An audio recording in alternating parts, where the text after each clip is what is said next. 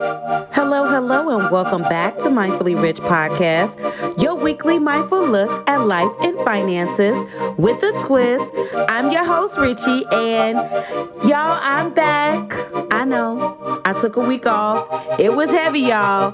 Heavy, heavy. Ain't that what Effie said on, what was that, Dreamgirls? Nah, y'all, it was a heavy week. And so, in honor of Black Out Tuesday, I decided not to do an episode because I didn't feel right promoting an episode. I didn't feel right making an episode just because I'm sure y'all have all heard of the death of George Floyd. And before George, there was Ahmaud Arbery. We have Breonna Taylor. It's just a lot. And I'm getting so tired of seeing our unarmed Black men and women just dying at the hands of unethical cops, and it was just a mess. And so we already know that there's a lot of systematic racism going on in these systems, and we need a change. That's why you see all the marches, all the protests going on everywhere, just because we need to find some way to make a change, get these laws changed, get this legislation changed. You know, when we say Black Lives Matters, you know what we talking about. And if you don't know, you part of the problem. And so it's just because it's been so much going on, I didn't think that it was fitting for me to do an episode because I definitely didn't feel like promoting one. And so I'm back this week, and I've taken what's been going on and I put it into an episode. Not going to be too heavy, a little heavy, but not too much. So I'm going to go ahead and jump into what our mindful money moments is going to be. Our music inspiration comes from Childish Gambino. And this episode is This is America Financial Discrimination episode, but specifically in the banking industry. All right, y'all. So I know I didn't told y'all, I have worked in the banking industry between credit unions and banks for the last coming up on 14 years. So all of my adult life, I have been in this industry. And I don't know if I've ever told y'all the story, but I got into the industry because I wanted to learn about money. But when I went to open up an account in Panama City, Florida, I was 19 years old, and I was going to this credit union, open up an account, and I had a charge off, and I didn't know what a charge off was at the time. So like when we open up accounts, you know, as uninformed teenagers back in the day, we didn't know that. I'm going to say some of us didn't know. Well, we probably knew, but didn't really know. So I had charged off the account. I had used a checking account. Fees had incurred on the account. And I was like, fees? What? Ain't nobody paying that? You know, so I had charged off the account. And so when I was 19, after I had moved to Panama City, Florida, tried to open up a bank account at a credit union. And the girl didn't tell me what it was that a charge off was. She didn't tell me what it is I needed to do so that I could clear it up. And so I didn't like that. So one thing about me, I'm a take action type of person. Like, you ain't finna get me. So she didn't tell me what a charge off was. She just said, I can't open your account for her. Now, Panama City at that time, not a lot of Black people. Because I've been Black all my life, I attribute a lot of stuff to racism. You know, sometimes I'm just like, she ain't tell me because she racist. You know, that was what I was thinking. But what I did with that information was, okay, I got a charge off. Let me figure out what the hell a charge off is, and let's get this together. And so I went into research mode. I'm 19. I find out what a charge off is. I call whoever it is that I needed to call to get this paid because I had to find out where I had a charge off at. I end up calling that branch back to find out, hey, I believe they told me I had a charge off. Do y'all know who it is that I need to pay? And they told me who it was. I paid. It was TCF Bank back at home in Chicago. So I paid TCF off. And then I went back to that same branch to open up an account. Now, a lot of y'all probably thinking like, why would you go back to that same place? I did it for a reason. I went back to that same place, showed old girl that I was able to open up the account, paid off whatever it was that I needed to. And I did a whole another thing just to show her. I started working for the credit union, right? The same branch. That's the crazy part. See, I told y'all, I'm one of those people. So, So I wanted to learn about the things that go on in the financial industry since I had already been dissed. So I tell y'all this story because I don't know who's ever been in that situation before, and you probably just let it go. Just said, you know what, they didn't help me, and you go to the next place. Nope. You got to find out. And so when I'm talking about financial discrimination that goes on in the banking industry, people gonna be people, right? Like there's not a racism application that we fill out to say, you know, are you gonna be racist towards these type of people and these type of people? Like it's not in there. People grow up with whatever it is that they grow up with that makes them into the people of who they are, right? And so that's when we got to take it a different step. So if you've ever walked into, say, a branch of a credit union or a bank, and you feel like you've been discriminated against, what did you do with that? Did you just walk up out of there, or did you try to do something? Did you ask to speak to a manager? Did you try to, make a way to get whatever it is that you did want? Because I'm one of those people that if I'm there to get it, I'm going to find a way to make sure that I see it through. And a lot of times what I notice, what I hear more so, because I haven't witnessed it because I work in the banking industry, and I'm going to tell y'all a little bit about that later. But a lot of people just let it go. Stop letting those things go. Do something about it. Just like right now, we happen to get change going on for all of the things that have been going on with George Floyd, Ahmaud Arbery, Breonna Taylor, all of those things while we marching, while we protesting. Do something about those types of things. And so I'm going to walk y'all through a few of the roles that I've had in the banking industry. So I started off as a teller.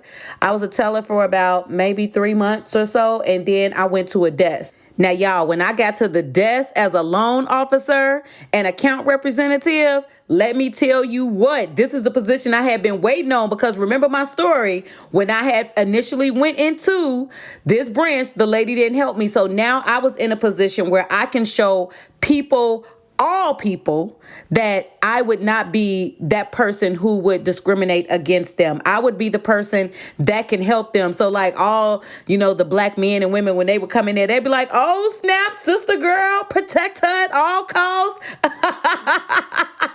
I was that girl. When you walk in, you like, yes, sister girl, they made it. That's what I was up in there doing, okay?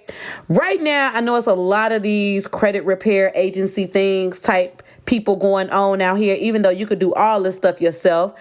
Whole nother episode that we can talk about that. But as a dispute analyst, when I worked for a credit union, I was the one that sat at the desk and I would receive the disputes as they come in. And so Equifax, TransUnion, and Experian, they would say, hey, we have such and such. They are disputing this against your company. You now have to research it. So I used to research those things, and I would say, yes, this is valid. No, this isn't valid. Or if I didn't respond to that, your request would go in the direction of what it is that you said happened. If you said you were never 30 days late and I never said anything to that, then it would be ruled in your favor because I did not answer that. I want y'all to hear me very clearly when I just said what I said, okay? If I researched it and said, no, this is correct, that means that it's going to be ruled in our favor, in the credit union or the bank's favor. But if I didn't respond to it, it rules in the person's favor. I hope y'all taking notes. All right. So I did that. I worked in the visa department. I handled the the chargebacks. You know those things when you go somewhere, you spend money and then you charging it back like, it wasn't me. Who did that? With your Porsche self. Nope, I did that. So I was the person who handled those. And one of my biggest roles in banking was as a credit underwriter. So as a loan underwriter, and I say credit underwriter just because it was called credit analyst, but as a credit analyst, I was fortunate enough that I got a chance to do both. I analyzed credit and I also made the decision if someone was to get the loan. So said yes, no, or maybe to loans. So that to me, like that was the epitome of where it was that I was trying to go in banking from when I first started as a teller, working my way up until I actually got into the role. Now, the reason why I bring this role up is because I know that there's a lot of discrimination, and I know that there's a lot of myths around discrimination And I'm not trying to knock the real discrimination that goes on. But one thing that I can tell y'all is my experience as a loan officer. And I want y'all to listen to me really clearly, just because I lived this life. I've been in this industry for 14 years. Okay. So as a credit loan underwriter, I underwrote personal loans, auto loans, credit cards. What else did I underwrite? I also did mortgage modifications in another life of mine, to say yes or no if you were able to modify your mortgage. I did a lot of underwriting. I've done a lot of credit analysis. So when I talk about credit, I pride myself on this. I know this shit back and forth. And excuse me, but I just got to go ahead and flex for myself real quick. But when I did this role, one thing that I love about the company that I did this role for is our department was very diverse. Okay. And when I'm talking about diverse, I'm not talking about we had one black girl and an Asian guy or woman there. No, we were pretty diverse. We outweighed our counterparts, our white counterparts that were there. It was majority Asian and black. And I love that. And so the importance of having different cultures, especially as your underwriters, is you get a chance to get different opinions in the room. You get a chance to have different voices heard. I understand my community. Y'all don't know where I grew up, but I grew up in Harvey, between Harvey and Markham, Illinois, right outside of Chicago. And so you want a me in the underwriting room, okay? I'm black like this, like the black side of your hand, not like the light side, okay? And so you want a me sitting at that table to figure out if you gonna get a loan. Like, no lie, every time I saw a Sharkeisha or Divine come through, I'm like, I gotta help Sharkeisha and Divine out. Like, yo, what they working with. But this is the thing that y'all gotta understand, especially for an underwriter. They have rules. You have to work a job, and you have to work a job for a certain amount of time. If you only been on a job for a month or 2 months, you ain't giving me too much to work with, okay? If your credit is all the way in the tank, you not giving the person enough to work with. And so I was fortunate enough to be the type of underwriter that would call people and say, or I would call the loan officer and say, yo, call them up and ask them why they sucked from this year to that year, because we got to work this out. Like, what can we do? We look beyond that. And I know a lot of y'all concentrate on them credit scores like crazy. But the thing that you miss when you concentrate on credit scores too much is you miss the credit report. Think about back in the day, how GPAs was calculated. You took classes, the classes had a grade, all together that made your GPA. That's how your credit score is. And I need, especially because since I'm talking about financial discrimination, I need all my people and all the people who feel discriminated against to pay attention to your credit. If you are over the age of 25 right now, you have been in this world enough to know why you need credit and how it works. And there is too many resources out here that inform us of how these things work for us not to know why it is that we need it and how it works. And I have an episode where I talk all about it. And so that's something that I need people to understand. So check your credit reports. I mean, you got to check that thing often. I know a lot of people are like, oh man, I don't want to check it and all this other type of stuff. No, that's not being a responsible adult. I'm going to need you to check it, just because you don't want the myth to be, they didn't give me credit because they didn't give me a loan because I'm black. They didn't give me a loan because I'm Hispanic. They didn't give me a loan because I'm Asian. They didn't give me a loan because whatever race it is that you are. You want to make sure that you're not giving nobody anything that they can point out to you. When you walk in there with A1 credit, they can't do nothing to you. Your credit is not determined by your race. Your credit is determined by the things that you have acquired and how you've kept up with that. So that's the one thing that I will say, especially as a loan officer, because I know I did my part. I was up in there. I was like, God, I'm finna do what I can do for the people. Okay. And I know that from the environment that I worked in, the people that were in my department, we were always fair. We didn't get a chance to see, what race the person was when it came across our desk. Now, you can kind of tell from the name. I mean, that's y'all out there naming your kids, okay? That's y'all business, okay? But for the most part, It was honesty. We made sure that we were very ethical with what we do. But I also know I'm not oblivious to the fact that there are other companies out there that are not the same way, that don't do that. And so what I will say with that, you got to know where it is that you should apply. You got to ask, you got to network, you got to find those people that can let you know these ain't the people you want to rock with. And that's with anything. It's always going to be people that you want to mess with, people that you don't. And another thing, before I get off of credit, if you've been declined, the reason why I believe that you should know your credit, understand how it works, is so in the case that you are declined, ask why. Don't just accept that decline. Look, I have had that happen to me where I was declined and I knew I should have been approved, and I got that decision turned around. Make that underwriter work. Make that loan officer work. Ask the questions that need to be asked so that way you can get to the answer that you need to get to. Don't just accept no. I am not an accept no type of person. Anybody that know me will tell you, okay? So I'm letting you know, as a previous underwriter, you can ask for the reasons why you're declined. Don't accept anything generic. Understand what the reason it is. Is it debt to income? Was my credit score not at the right score that it needed to be? What is the right score that it need to be? What range are y'all looking for? Ask the right question so that you can get the results that you're looking for your life. Nobody's going to fight for you like you'll fight for you. So I'm giving you this advice to make sure that you take it. So what do you do if you do feel discriminated against? Do something about it. Tell someone about it. Find somewhere else that will rock with you and will treat you with the respect of what you feel that you should be treated, because nobody should be discriminated against, especially in the financial industry. Just because our money, we all make money. We want to make sure that it's safe. You want to make sure that you're able to get the things that you have to get and deal with the people at the place where you house your money.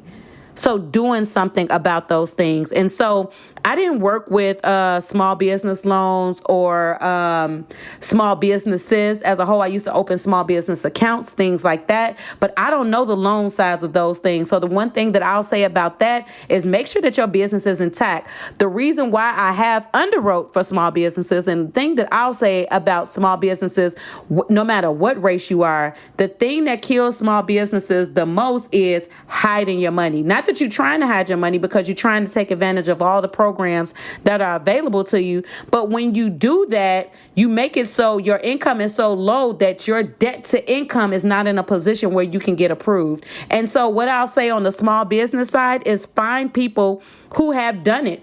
People who are in your same industry, who have gotten the loans that you're trying to get. Find out what it is that they've done, so that way you can work with the people that they've worked with, so that you can get to where it is that you're trying to get the information that it is that you need to get. And so that's what I got to say on that front. And then lastly, just getting our finances in order. You know, it's too many people. Like, I used to be this way where I wanted to stunt. I had to buy everything just because I was trying to impress. You know, who was I trying to impress? I don't even know who I was trying to impress, right? So getting our finances in order. And the thing about finances is it takes planning. When you in this adulting life, when you trying to make it, it takes all type of planning. And we all are seeing what's going on in our world right now. Having an emergency plan, having some type of money set aside for yourself. When you get to a certain adult age, you have got to start making plans for your future, unless you're not planning on having a future. And the thing that sets us back a lot is not only, I can go into the wage gaps. Wage gaps something needs to be done about that. They need to go in there, because I'm going to say for black women, because black men at least get paid a little bit higher than us, because they'll be like, oh, he has a family. But the wage gaps, yes, wage gaps need to be fixed. There is some type of discrimination in wage gaps. That is a thing, okay? We'll have to battle and tackle one issue at a time. But if you're currently working, whatever it is that you're making your income from, you know how much it is that you make. Control whatever it is that you spend. That is going to help you to build a better financial situation for yourself. And what I can say is a lot of people don't do that. And that's with all races. And that's not a discriminatory thing. That's a you thing. where we can control those types of things. Like, we know that there are certain things where we are discriminated against, but what it is that you do with your money is what you do with your money. And the things that can keep us ahead of the game is keeping our finances in order and keeping our credit tight. So when we do need something, they ain't got nothing that they can throw at us. Because I just told y'all, as an underwriter, I can't sit there and discriminate against you because of what race you are. If you bring in all the stuff that you need to bring to the table, I can't do that. Don't give people a reason. And that's something that I really wanted to make sure that I put out there. Now, back in the day, I do know that there was a thing with the redlining where blacks in black communities, loans wasn't being made to them. Mortgage loans wasn't being made to them because of the areas where they grew up. And speaking of that, where you grow up, like back in the day, I used to love my little community stores. Like we had all the little black little community stores. We called them little black stores. They wasn't owned by black people. But for the most part, I used to love it. But I didn't realize it until I got older, where I saw the big businesses wasn't in our neighborhoods. Those are things that need to change. How they're going to change is us bringing those things up, us protesting, us being at those council meetings, us doing something about those things. And so I did this episode basically to say, what are we going to do about those things that we want to see get better in our communities? What type of changes are we going to make, especially since we're in a mode of change right now? How are you going to invoke change? And that's it, y'all. I want to thank all y'all for listening. Share. Connect with me on IG at Mindfully Rich. And until next time, when I hit y'all with another one.